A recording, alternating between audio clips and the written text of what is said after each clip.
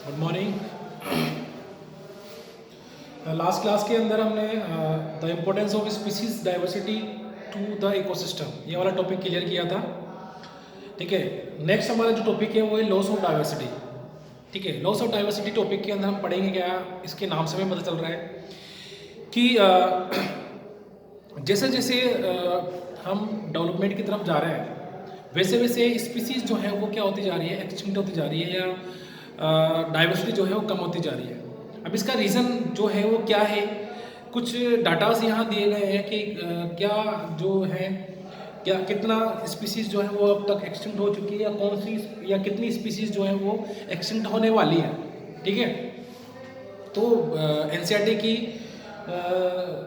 Book के अंदर देखेंगे आप लोग, लॉस ऑफ डाइवर्सिटी वाला टॉपिक है, पेज नंबर 263। वहीं से मैं रीड आउट कर रहा हूँ, लाइन टू लाइन समझेंगे। While it is doubtful if any new species are being added through speciations into the earth treasury of species, there is no doubt about their continuing losses. While it is doubtful if any new species are being added, कहने का मतलब इसका ये है इस line से कि भाई इस अर्थ पर नई स्पीसीज बन रही है या क्रिएट हो रही है, ओरिजिनेट हो रही है, ये तो डाउटफुल है कहना। लेकिन हाँ, ये जरूर हम कह सकते हैं विदाउट एनी डाउट कि जो स्पीसीज है वो एक्सटिंक्ट जरूर हो रही है, वो स्पीसीज जो है वो लॉस जरूर हो रही है। ठीक है, मतलब स्पीसीज जो है उनका नंबर डिक्लाइन जरूर हो रहा है, इसमें कोई डाउट नहीं है। लेकिन क्या कोई नई स्पीसीज बन रही है, वो डाउटफुल बात है। कहने का मतलब ये है कि स्पीसीज के नंबर में इंक्रीजमेंट हम नहीं बता सकते हैं, स्पीसीज के नंबर में डिक्रीजमेंट हम बोल सकते हैं हो रहा है बिना किसी डाउट के। ठीक है, biological wealth of our planet has been declining rapidly and accusing finger is clearly pointing to human activity. Biological wealth का मतलब होता है कि जो भी लिविंग ऑर्गेनिज्म इस अर्थ पर है वो सारी क्या है, चाहे प्लांट हो चाहे एनिमल हो, जो भी जिसकी हम बात करते हैं वो सारा बायोलॉजिकल वेल्थ है। वो बायोलॉजिकल वेल्थ धीरे धीरे क्या हो रही है, डिक्लाइन हो रही है, खत्म हो रही है, कम हो रही है। अगर इसका ब्लेम हम किसी को ब्लेम देना चाहे तो वो ब्लेम हम किसको देंगे, ह्यूमन एक्टिविटीज को देंगे, ह्यूमन को देंगे। ठीक है, बात समझ में आ रही है। अक्यूजिंग फिंगर, ठीक है, मतलब किसकी तरफ उंगली उठाई जा रही है या किसकी तरफ उंगली उठाएंगे, अगर हम इसका रीजन जानना चाहेंगे तो हम बात करेंगे किसकी, human beings. The colonization of tropical Pacific island by human is said to be lead to the extinction of more than 2,000 species of native birds. Tropical Pacific island की वहाँ खुद ट्रॉपिकल पैसिफिक आइलैंड की जो वहाँ रहने वाले जो species है, वहाँ की जो नेटिव स्पीसीज है, उन नेटिव स्पीसीज में से लगभग 2000 स्पीसीज क्या हो चुकी है, अब तक एक्सटिंक्ट हो चुकी है। ठीक है, lead to the extinction more than 2,000 species of native birds. The IUCN Red List 2004, IUCN की फुल फॉर्म है international union for conservation of nature. IUCN ने एक रेड लिस्ट निकाली 2004 में, जिन्होंने बताया documents to extinction of 784 species जो है वो क्या हो चुकी है, एक्सटिंक्ट हो चुकी है, जिसमें से 333 तो वर्टिब्रेट्स हैं, 359 इनवर्टिब्रेट्स हैं और 87 क्या है, प्लांट्स हैं। ये कितने सालों में हुआ है, लास्ट 500 ईयर्स के अंदर। पिछले 500 सालों में लगभग कितनी स्पीसीज, 784 स्पीसीज जो है वो एक्सटिंक्ट हो चुकी है पिछले 500 ईयर्स में, ये बोलना चाह रहे हैं। Some example of recent extinctions include dodo. ठीक है, कुछ एग्जाम्पल यहाँ इसने बता रखे हैं कौन सी स्पीसीज जो है एक्सटिंक्ट हो चुके हैं। यहाँ से कई बार क्वेश्चन आते हैं, याद रखना है, ये एग्जाम्पल हमें याद रखना है कौन कौन सी स्पीसीज एक्सटिंक्ट हो चुकी है। डोडो एक टाइप ऑफ बर्ड है, फ्लाइटलेस बर्ड है, जो कि मॉरिशस में पाया जाता है। क्वेगा स्पीसीज, जेब्रा स्पीसीज, जेब्रा जैसा दिखता है, जेब्रा की एक स्पीसीज है क्वेगा जो कि अफ्रीका में है। और थाइलेसिन एक डॉग जैसा ये दिखाई देता है। ठीक है, ऑस्ट्रेलिया से रिलेटेड है। और स्टिलर सी काउ जो कि रशिया से रिलेटेड है। ठीक है, एंड 3 सब स्पीसीज बाली, जवान एंड कैस्पियन ऑफ टाइगर। ये स्पीसीज जो हैं हमें याद रखनी है, ये स्पीसीज सारी क्या हो चुकी है, एक्सटिंक्ट हो चुकी है। The last 20 years alone have witnessed the disappearance of 27 species। पिछले 500 सालों की बात करें तो लगभग 784 स्पीसीज क्या हो चुकी हैं, एक्सटेंट हो चुकी है। लेकिन पिछले 20 सालों की बात करें तो लगभग कितनी स्पीसीज, 27 स्पीसीज जो है वो एक्सटिंक्ट हो चुकी है पिछले 20 सालों से। पिछले 20 सालों से तो हम अवेयर भी हैं, हम जागरूक भी हैं, हमने कई NGOs वगैरह भी बनाए, हमने कई इंस्टीट्यूशन बनाए कि हम किस तरह से स्पीसीज को बदल सकते हैं। फिर भी 27 स्पीसीज जो है 20 सालों में क्या हो चुकी है, एक्सटिंक्ट हो चुकी है कम्प्लीटली। ठीक है। Careful analysis of records show that extinctions across taxa are not random. Some group like amphibians appear to be more vulnerable to extinction. ठीक है, ये बोल रहा है कि सारी स्पीसीज जो हैं वो उनका एक्सटिंक्शन जो है वो रैंडम नहीं है। ठीक है, some group like amphibians appear to be more vulnerable to, कुछ स्पीसीज ऐसी हैं जो ज़्यादा एक्सटिंक्शन की तरफ जा रही हैं। ठीक है, जिनको एक्सटिंक्शन काफ़ी ज़्यादा इफेक्ट कर रहा है। Adding to the grim scenario of extinctions is the fact that more than 15,500 species worldwide are facing the threat of extinction। 15,500 species के आसपास जो स्पीसीज हैं वो भी एक्सटिंक्शन की तरफ बढ़ रही हैं, मतलब जिनका एक्सटिंक्शन या बहुत कम हो चुकी है, धीरे धीरे वो एक्सटिंक्ट हो रही हैं। ठीक है, 15,500 स्पीसीज के आसपास, जिनमें से 12% क्या है, 12% all birds species, 23% all mammal species, 32% all amphibian species and the 31% of all gymnosperm species in the world face the threat of extinction। I hope समझ में आ गया होगा ये। ठीक है, from a study of history of life on earth through fossil records we learn that large scale loss of species like one we are currently witnessing have also happened earlier। ठीक है, even before human appear on the scene। मतलब क्या कहना चाह रहा है, from the study of history of life, हम origin of life की बात कर रहे हैं कि जब हमारा कोई सीन था नहीं, मतलब हम थे नहीं, हम फिर पिक्चर में हम थे ही नहीं। ठीक है, मतलब पिक्चर की बात कर रहा है, मतलब लाइफ की बात कर रहा है। लाइफ की पिक्चर में जब हमारी एंट्री नहीं हुई थी तो ये कहना चाह रहे हैं कि हमारी एंट्री से पहले भी कई स्पीसीज क्या हो चुकी हैं, एक्सटिंक्ट हो चुकी हैं। कई स्पीसीज हमारी एंट्री से पहले भी क्या हो चुकी है, एक्सटिंक्ट हो चुकी है। हमारी एंट्री तो और ज़्यादा खतरनाक हुई थी, मतलब स्पीसीज के लिए, क्योंकि जब से हमारी एंट्री हुई है, जब से एज अ विलन हमने क्या किया है, एक्सटिंक्शन को बढ़ाया है। ठीक है, कम नहीं किया है हमने, क्या किया है, उसको उल्टा और कर दिया, क्या कर दिया है, बढ़ा दिया गया है। ये आगे दे रखा है सब कुछ। Even before human appear on the scene during the long period, लगभग कितना, 3 बिलियन ईयर से भी ज़्यादा, since the origin and diversification of life, जब से अर्थ का ओरिजिन हुआ है। ठीक है, डाइवर्सिफिकेशन हुआ है, जब की बात कर रहा है। There will 5 episode of mass extinctions of species. ठीक है, लगभग ओरिजिन ऑफ अर्थ,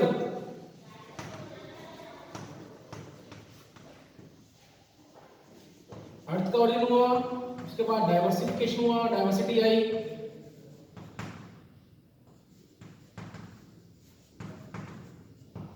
और अब रिसेंट की बात कर रहा है, अभी की बात कर रहा है।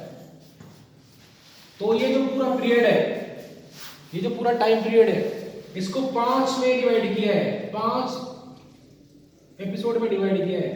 1 2 3 4 5, मतलब ओरिजिन ऑफ अर्थ से लेकर अभी रिसेंट जो टाइम है, उस पूरे टाइम को 5 एपिसोड में डिवाइड किया है। मतलब फिल्म स्टार्ट हो गई थी कब, ओरिजिन ऑफ अर्थ जहां से स्टार्ट हुआ था वहां से फिल्म स्टार्ट हुई है। सीरीज है, सीरीज के 5 एपिसोड हो चुके हैं, 6 एपिसोड चल रहे हैं। तो इन 5 एपिसोड में हुआ क्या, 5 एपिसोड में क्या हुआ, इन 5 एपिसोड में उस टाइम से रिलेटेड जो स्पीसीज थी उनमें से स्पीसीज क्या हुई है, बहुत सारी स्पीसीज क्या हुई है, एक्सटिंक्ट हुई है। जैसे मान लो इस टाइम पर एपिसोड फर्स्ट के अंदर कुछ सालों में कुछ स्पीसीज, ये स्पीसीज क्या हो गई, एक्सटिंक्ट हो गई।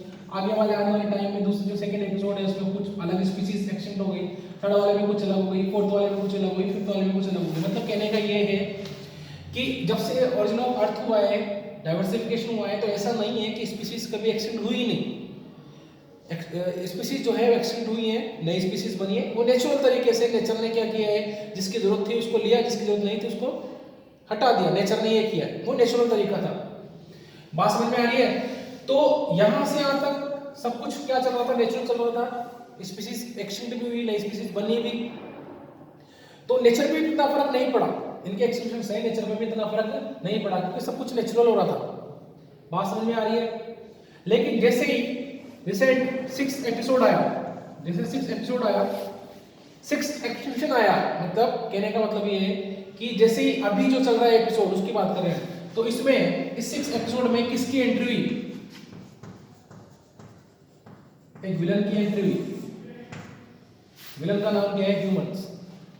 तो ह्यूमन की जैसे ही एंट्री हुई तो क्या हुआ? ह्यूमन की एंट्री होती है, क्या हुआ? जो एक्सटिंक्शन जो था वो क्या हुआ? काफी तेजी से बढ़ा फिर, क्योंकि यहाँ विलन आ चुका है। विलन आएगा तो कुछ ना कुछ हार्म तो होगा ही। ठीक है, 5th एपिसोड तक तो सारा एक्सटिंक्शन जो था एक मैनर में चल रहा था, नेचुरल तरीके से चल रहा था। लेकिन जैसे ही इसकी एंट्री हुई 6 एपिसोड के अंदर, तो ये एक्सटिंक्शन जो है वो कितना पहुंच गया? लगभग 100 से 1000 गुना ज्यादा एक्सटिंक्शन होना स्टार्ट हो गया। Loss of species, loss of biodiversity काफी ज्यादा क्या हो गया? बढ़ गया। ये आगे दिया हुआ है। ठीक है, तो diversification of life on earth, there were 5 episode of mass extinctions of species. How is the 6 extinctions presently in progress different from previously episode? ठीक है, पिछले 5 एपिसोड से 6 एपिसोड किस तरह से डिफरेंट है? डिफरेंट क्यों है? डिफरेंस ये है, समझो। The difference is in the rates. Rates काहे की? Rate of extinction.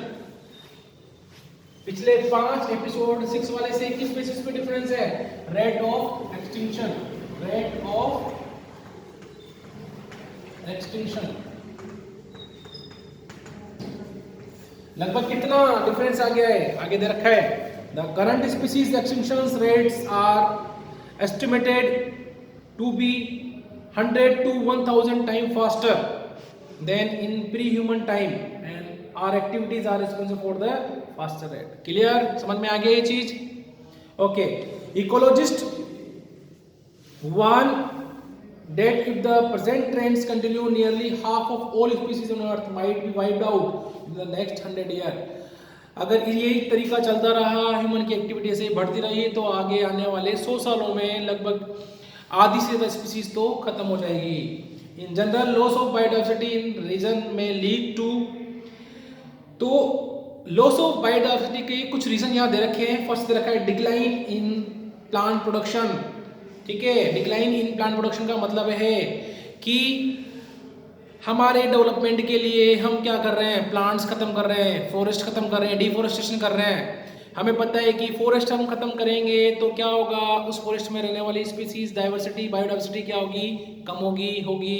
ठीक है, lower resistance to environmental perturbations such as drought. Environment का जो रेजिस्टेंस है, जो एनवायरमेंटल क्लाइमेटीज है या एनवायरमेंटल परटर्बेशंस है, जैसे ड्रोट वगैरह है, इनसे एनवायरमेंट का जो रेजिस्टेंट है वो कम होने लगा है। ठीक है, increased variability in certain ecosystem processes such as plant productivity. Plant productivity के अंदर वेरिएबिलिटी आने लगी है, डिफरेंस आने लगे, चेंजेस आने लगे हैं। वाटर यूज, वाटर का यूज, पहले देखो वाटर का यूज हम पहले किस में करते थे? वाटर का यूज पहले हम ओनली अपने सर्वाइविंग के लिए, पीने के लिए किया जाता था। लेकिन अभी रिसेंटली हम देखें तो पानी का यूज कई जगह, कई एरियाज में पानी का यूज काफी ज्यादा अमाउंट में किया जाने लगा है। ठीक है, इस तरह से पेस्ट और डिजीज साइकिल भी क्या होने लगी है? वेरिएबिलिटी उनमें आने लगी है, जिससे इकोसिस्टम अफेक्ट होंगे। तो सिंपल सी बात है, अगर कोई इकोसिस्टम अफेक्ट हो रहा है तो वहाँ उसमें रहने वाले स्पीसीज, वहाँ रहने वाले ऑर्गेनिज्म जो है वो क्या होंगे? अफेक्ट होंगे। ठीक है, ये सब कुछ दे रखा है यहाँ पे। 3 रीजन है यहाँ पर, तीनों रीजन हमें याद रखने हैं। नेक्स्ट है cause of biodiversity losses. Biodiversity के लॉसेस से, लॉसेस के क्या कोज है, क्या रीजन है, क्या कारण है? कारण क्या है? The accelerated rates of species extinctions that the world is facing now are largely due to human activity.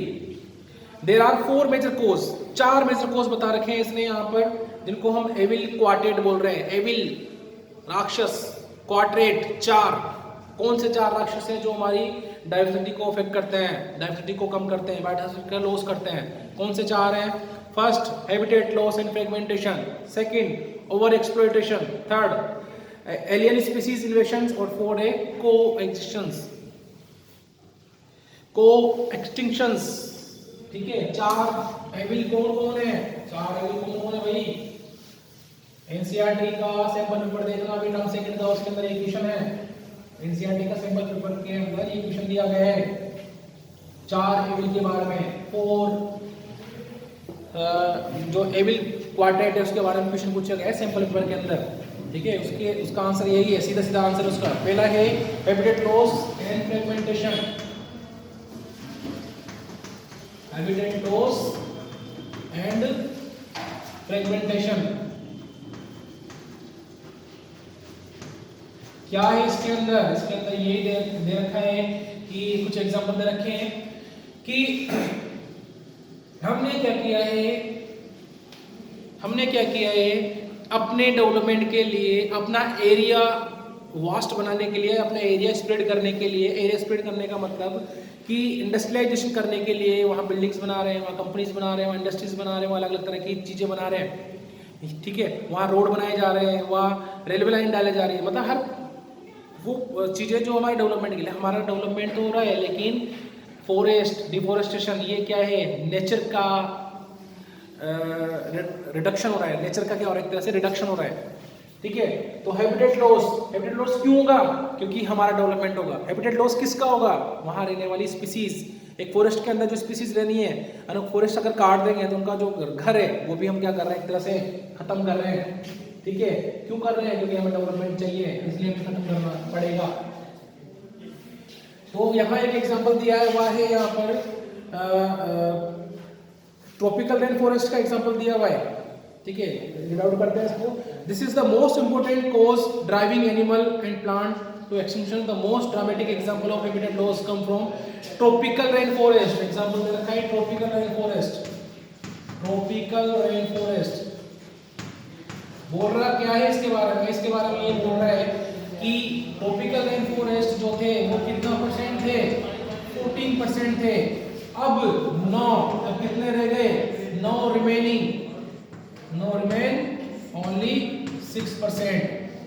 Tropical rain forest जो पहले 14% कवर करते थे अर्थ को, अब उसको हटा कर साफ कर हमने क्या कर दिया? 6% ही कर दिया. They are being destroyed fast. बहुत तेजी से इनको हमने खत्म कर दिया. By the time you finish reading this chapter, देखो एग्जांपल दे रहा है, जब तक आप ये चैप्टर फिनिश करोगे लगभग 1000 मोर हेक्टेयर आप क्या कर दोगे? साफ कर दोगे. ठीक है, जब तक मतलब चैप्टर पढ़ने में 5 दिन लगेंगे, 4-5 दिन लगेंगे, 4-5 दिनों में क्या हो जाएगा? 1000 के आसपास हेक्टेयर जो है और जंगल साफ हो जाएंगे. कहने का मतलब ये है. ठीक है, the Amazon rain forest. Next example इसने क्या लिया है? अमेजन रेन फॉरेस्ट लिया है. अमेजन रेन फॉरेस्ट, क्योंकि ये वो जगह है जहां पर सबसे ज्यादा डाइवर्सिटी पाई जाती है. अमेजन रेन फॉरेस्ट जिसको हम क्या बोलते हैं? Lungs of planet. जिसको हम क्या बोलते हैं? Lungs of planet. क्यों बोल रहे हैं? आई को बोल रहे हैं लंग्स ऑफ प्लैनेट. आई को बोल रहे हैं because of 20% of oxygen of earth का 20% ऑक्सीजन का प्रोडक्शन कहाँ होता है? अमेजन के फॉरेस्ट में होता है. अमेजन के फॉरेस्ट में लगभग पूरे अर्थ का 20% क्या होता है? प्रोडक्शन होता है ऑक्सीजन का. 20% पूरे अर्थ का. ठीक है, इसलिए इनको बोलते हैं लंग्स ऑफ प्लैनेट. ठीक है, लंग्स ऑफ प्लैनेट. नेक्स्ट आगे, the Amazon rain forest harbouring probably million of species is being cut and cleared for cultivating soybean or more conversion to grassland for raising beef cattle. आगे क्या बोल रहा है कि इन rain forest को हमने क्या किया है? अपने यूज के लिए, हमारे यूज के लिए रेन फॉरेस्ट को हमने क्या किया है, जैसे सपोज कि रेन फॉरेस्ट है, अमेजन रेन फॉरेस्ट है, इसका कुछ हिस्सा हमने क्या कर दिया, साफ कर दिया, और इस हिस्से में क्या कर दिया, फार्मिंग कर दी। इस हिस्से में क्या कर दी, फार्मिंग, खेती कर दी हमने। और किसकी खेती कर दी, सोयाबीन की। खेती करने के लिए वहां जो जंगल थे उनको साफ करना पड़ेगा। दूसरा एग्जांपल क्या लिया है, कुछ एरिया में हमने क्या कर दिया, ग्रास लैंड कर दिया, एरिया साफ करा पहले, तो पहले जंगल साफ कर दिए, उसके बाद उसमें घास उगा दी, ग्रेसिंग, घास उगा दी, काहे के लिए, for the grazing, for the beef cattle, beef cattle की ग्रेजिंग के लिए हमने क्या कर दी, घास उगा दी। जहाँ यहाँ ये कैटल जो है यहाँ जाए, यहाँ इनको ये ग्रेजिंग करें और क्या करें, अपना साइज बढ़ाएं, हेल्दी रहे, ताकि इनको फिर काट कर खाया जाए, इनको एज अ फूड उनका यूज किया जाए। बीफ मतलब फूड होता है, ठीक है, इन एनिमल्स को खाया जाता है, इनका मीट खाया जाता है, जिसको हम क्या बोलते हैं, बीफ बोलते हैं, इनका प्रोडक्शन किया जाता है खाने के लिए। तो भैया अपने यूज के लिए हमने क्या किया, जो नेचुरल फॉरेस्ट थे उनको खत्म किया और अपने प्रोडक्शन किया हमारे खाने के लिए। When large habitats are broken up into small fragments due to the various human activities, देखो इसको भी समझो, various human activities। अब इतना तो खत्म कर ही दिया, ठीक है, फिर भी जो वहाँ के एनिमल्स हैं उन्होंने क्या कर लिया, सेल या टॉलरेट कर लिया, चलो ठीक है हमारे लिए तुम, ठीक है इतनी रख दी तुमने, इतने हमारे लिए बहुत है। लेकिन आगे आगे क्या कर रहे हो तुम लोग, आगे क्या कर रहे हो कि देखो एनिमल्स जो हैं या ऑर्गेनिज्म जो हैं वो क्या करते हैं, वंडरिंग करते रहते हैं, घूमते रहते हैं, माइग्रेट करते हैं। उनको माइग्रेट करने के लिए एक लार्ज एरिया चाहिए, बड़ी जगह चाहिए। माइग्रेट क्यों करते हैं, for the production, reproduction, for the shelter, for the food, इसके लिए वो माइग्रेट करते रहते हैं इधर से उधर। जरूर थोड़ा है कोई एनिमल यहाँ रह रहा है तो उसका फूड इसको यहीं मिलेगा, हो सकता है इसको माइग्रेट कर फूड के लिए कहाँ जाना पड़े, यहाँ आना पड़े, हो सकता है कि ऑर्गेनिज्म यहाँ रहता है इसको रिप्रोडक्शन के लिए यहाँ जाना पड़े, ठीक है, बात समझ में आ रही है। लेकिन क्या कर दिया इन्होंने भैया, इन्होंने क्या कर दिया, बीच में रोड बना दिया, इन्होंने बीच में क्या कर दिया, रोड बना दिया। रोड बना के क्या किया, हमने फ्रेगमेंटेशन कर दिया। इनकी जो लार्ज टेरिटरी थी, लार्ज साम्राज्य था, बड़ा साम्राज्य, इस साम्राज्य को हमने क्या कर दिया, डिवाइड कर दिया, बीच में रोड बना दिया। ये एनिमल इधर नहीं जा पा रहे हैं, तो अपना सर्वाइव करने के लिए जिनको चीजें चाहिए थी वो नहीं मिल पा रही है, धीरे धीरे स्पीसीज क्या होंगी, खत्म हो जाएगी। एक मूवी है हाथी मेरे साथी, ठीक है, राणा देवगौती की मूवी है, उस मूवी के अंदर यही चीज बताई गई है। वहाँ मूवी के अंदर पूरी मूवी जो है यही इसी बेसिस पर है, ये रोड बनाया ना यहाँ पर, वहाँ वॉल बन गई थी, जंगल था, जंगल में हाथी पे है, हाथी मेरे साथी मूवी, तो हाथी जो है उनको यहाँ पानी होता था, यहाँ पर पानी है, नदी है, रिवर है, यहाँ इनको हाथियों को पानी पीने जाना होता था, और यही जब सीजन आता था, सीजन बिल्डिंग, वो क्या करते थे, रिप्रोडक्शन करते थे। लेकिन क्या हुआ, ह्यूमंस आए, बीच में क्या लगा दी, वॉल लगा दी, दीवार खड़ी कर दी, क्योंकि उनको कंस्ट्रक्शन करना था, एक क्या बनाना था, एक ग्रुप था जिनको क्या करना था, वहाँ पर प्लॉटिंग करनी थी, वहाँ पे फ्लैट बनाने थे, ठीक है, तो वहाँ पर यहाँ पे दीवार खड़ी कर दी। तो यहाँ से जाने वाले जो हाथी हैं वो नहीं जा पा रहे थे, वो तड़प रहे थे जाने के लिए, तो धीरे धीरे क्या हुआ, ये पूरी मूवी देखना समझ में आ गई जी। तो क्या हुआ, यहाँ वॉल ने क्या किया, यहाँ ये नहीं जा पा रहे थे, तो हाथी कहाँ जाने लगे, वो जहाँ इंसान थे वहां जाने लगे, उनको नुकसान पहुंचाने लगे, ठीक है, उन इंसानों को नुकसान पहुंचाने लगे, खुद परेशान रहने लगे, कहाँ जाए, धीरे धीरे मरने लगे, ये सारी चीजें होने लगी। तो कहने का मतलब यही है कि ये यहाँ भी हमने क्या किया है, फ्रेगमेंटेशन किया, बहुत छोटा फ्रेगमेंटेशन किया है, लेकिन ये बहुत बड़ा फ्रेगमेंटेशन होता है कि हम जंगल के बीच में से ट्रेन निकाल रहे हैं, जंगल के बीच में से हम रोड बना रहे हैं, तो हम क्या कर देते हैं एक्चुअली में, उस पूरे लार्ज टेरिटरी को फ्रेगमेंट कर देते हैं, हिस्सों में डिवाइड कर देते हैं। होगा क्या इससे, when large habitats are broken up into the small fragments due to various human activities, mammals and birds requiring large territories and certain animals with migratory habitat are badly affected। जिन animals को जाना है, migrate करना है, migrate करेंगे, कुछ ना कुछ रीजन की वजह से माइग्रेट करने होंगे, तो हो सकता है रीजन उनका फूड हो, शेल्टर हो, उनका रिप्रोडक्शन हो, badly affected leading to population decline। तो क्या होगा, पॉपुलेशन डिक्लाइन होगी। क्लियर है, समझ में आ गया यहाँ तक, ठीक है। नेक्स्ट है हमारा ओवर एक्सप्लॉयटेशन। ओवर एक्सप्लॉयटेशन का मतलब नेचर ने दिया है, सब्र करो, सब्र नहीं हो रहा है, हम तो क्या है, दे रहे हैं, नेचर दे रही है, ओवर एक्सप्लॉइट कर रहे हैं, हम ग्रीडी हो रहे हैं, लालची हो रहे हैं, हमें नहीं चाहिए, हमें कम नहीं चाहिए, हमें भर भर के चाहिए। तो यही दिया हुआ है, human have always depend on nature for the food and shelter. Simple सी बात है, अभी भी हम फूड के लिए किस पे डिपेंड है? नेचर पे। जो हमारे आर्टिफिशियल तरीके से बन के आ रहे हैं ना, ह्यूमन मेड मेड जो फूड बन के आ रहे हैं, जंक फूड वगैरह, सब किसके हैं? नेचर के देने हैं। इनडायरेक्टली आ कहाँ से रहे? सब फूड नेचर से आ रहे हैं। But when need turns to greed, लेकिन ये बोल रहे हैं कि जब आवश्यकता किस में कन्वर्ट हो जाती है? लालच में, then it leads to over exploitation of nature resources. तो हम नेचुरल रिसोर्सेज का ओवर एक्सप्लोटेशन करना स्टार्ट कर देते हैं, ठीक है, बहुत ज़्यादा उनका ओवर एक्सप्लोटेशन हम करना स्टार्ट कर देते हैं, नेचर को ख़त्म करना स्टार्ट कर देते हैं, ठीक है। मेरे को मेरा लालच दिख रहा है, मेरे को मेरा पैसा दिख रहा है, तो मेरे को कोई मतलब नहीं है, मेरे को तो प्रोडक्शन चाहिए, कितने पेड़ कटो ना, क्या दिक्कत है, मेरे को तो प्रोडक्शन चाहिए, मेरे को मेरा सेट करना है, मेरे को सेट होना है ना। तो उस कंडीशन में क्या करेगा फिर इंसान? ओवर एक्सप्लोटेशन करेगा। Next, many species extinctions in the last 500 years, जिनमें से कुछ स्पीसीज है Steller's, sea cow, passenger pigeon, were due to over exploitation by human. इनका ज़्यादा यूज़ किया गया, ज़्यादा एक्सप्लोटेशन किया गया, इसलिए स्पीसीज खत्म हो गई हैं। Presently many marine fish population around the world are over harvested, endangering and the continued extinction of some commercially important species।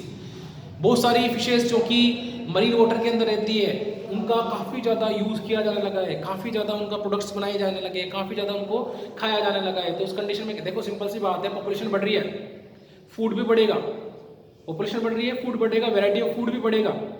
तो वैरायटी ऑफ फूड बढ़ रहा है तो जो रॉ मटेरियल है उसका कंजप्शन भी बढ़ेगा। तो फिश भी क्या है? एक तरह का रॉ मटेरियल है जिससे अलग तरह के फूड बनाए जाते हैं। तो जितना ज़्यादा पॉपुलेशन बढ़ रहा है उतना ज़्यादा इनका यूज़ बढ़ेगा। तो इससे क्या हो रहा है? ज़्यादा ओवर हार्वेस्टिंग होने की वजह से इनकी बहुत सारी स्पीसीज जो हैं वो किस कंडीशन में आ गई हैं? एंडेंजर्ड कंडीशन में आ गई हैं। धीरे धीरे क्या होती जा रही है? एक्सटिंक्ट होती जा रही है। मेरे ख्याल से समझ में आ गया होगा ये, ठीक है। नेक्स्ट 2 पॉइंट हमारे इसमें बच रहे हैं, एलियन स्पीसीज इन्वेशंस, जिनमें कुछ एग्जांपल के साथ इनको समझेंगे। दूसरा देख रखा है को एक्सटिंक्शंस, ठीक है, जिसको भी हम समझेंगे। और लास्ट हमारा टॉपिक बायोडाइवर्सिटी और कंजर्वेशन बचेगा, जिसको हम कंप्लीट करेंगे नेक्स्ट वीडियो के अंदर। Okay, thank you.